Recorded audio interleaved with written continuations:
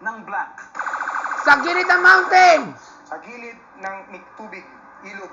Sa gilid ng tubig or ilog, survey says. Top answer. Okay. The question is, it's dangerous to construct a house nearby a what? Ilog. Yes, correct.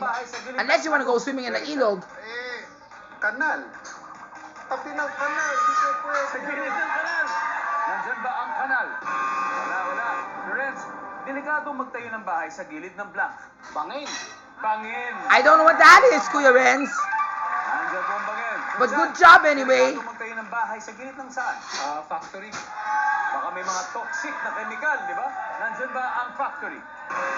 Nope. Delikado magtayo ng bahay sa gilid ng saan? Ng gilid ng riles. Riles, ay inaantay ko yan. Oh yeah, the rails. Rails of the train. Correct. Richard, delikado magtayo ng bahay sa gilid ng Bundok. Riles, de Mero Airport. airport. Survey. That makes it so easy for you to fly to places. That is if you have enough budget. Ayan yung humabulis to, ang DJ. Delikado magtayo ng bahay sa gilid ng saan? Construction site. Construction site. Gabriela? Runway. Runway, Miss May? Bundok. Yes, correct. Follow at the May. Diba? Ano kaya ito ha? I'll give you a chance. One last chance. Think about it. Delikado magtayo ng bahay sa gilid ng Bundok. bundok. You got it. Kasi meron dyan bangin. Yung bangin pwedeng hindi bundok.